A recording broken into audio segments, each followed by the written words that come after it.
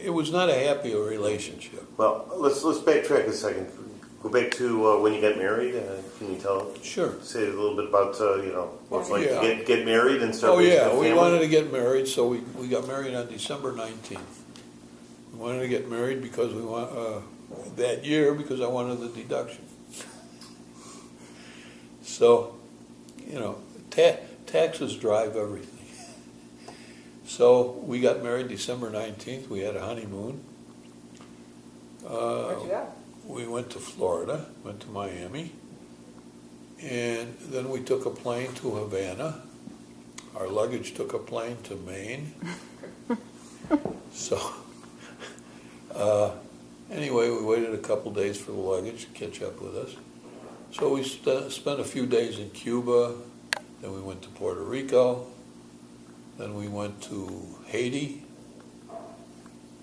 for a few days, and so that was it.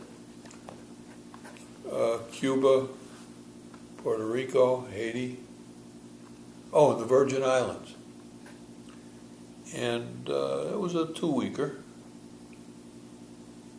All that for $1,500 for 2 weeks. So we had a great time.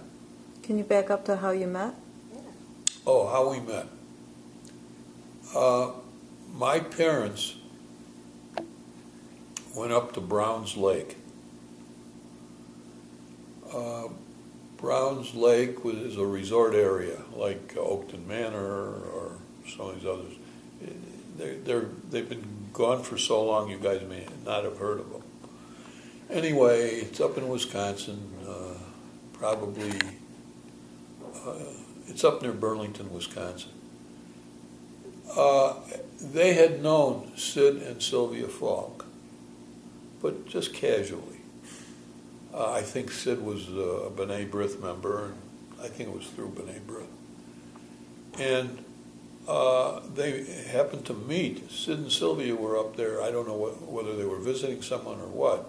My parents were up there because I think my grandmother was up there, and they were just visiting for the day. So they saw Sid and Sylvia had Arlene with them. So they came back and said, very attractive lady, you might consider dating her. So, I don't know, it took me around a year before I started dating her. I don't know, I'm a little hazy on why. Or maybe I was in the middle of dating someone else. And anyway, we started dating and we got married. We got married at Arlene's house in Highland Park on Oakmont Road. Sid had built a very modern house. And we had maybe 25 people, mostly relatives. And afterwards we went to the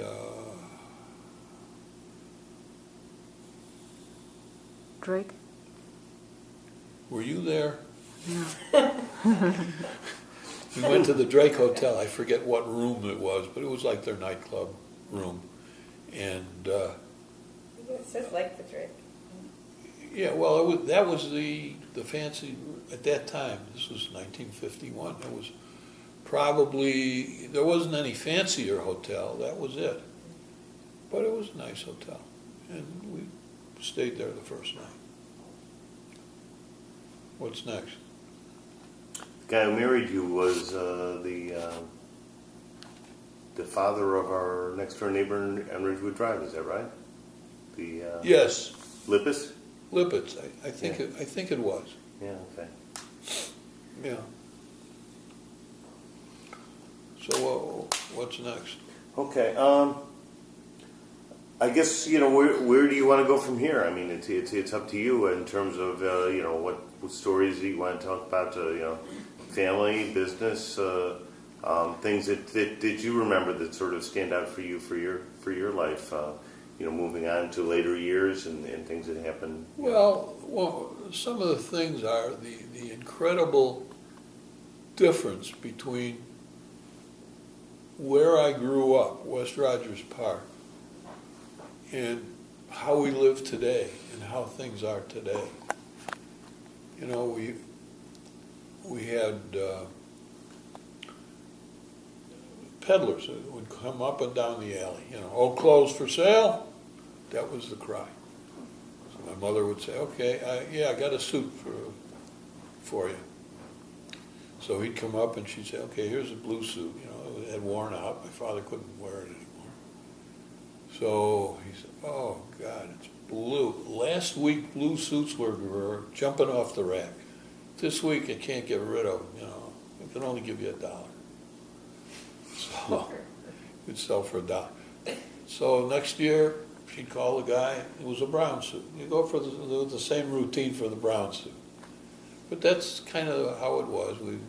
When I was young, we had horse-drawn milk wagons. And, you know, there was always, in the alley you would see horse droppings. So, I don't know whether it was ice wagon, milk wagon, or what the hell it was. But it was just another, like we were on another planet. I was learning to drive. So normally my dad would take me and we would go into some big parking lot and drive around. So he couldn't make it that day, so my mother took me. So my mother was a little more excitable. So she didn't want me to do something, so she slapped me. So I opened the door, I said, I can't go on, you're gonna hit me, I can't drive the car. She says, she knew she did wrong. She said, if you get out of that car, you will never drive another car. So I get out of the car. So we finished the lesson. She was a good mother. She was a loving mother. She would do anything. I used to go down to Florida and visit them.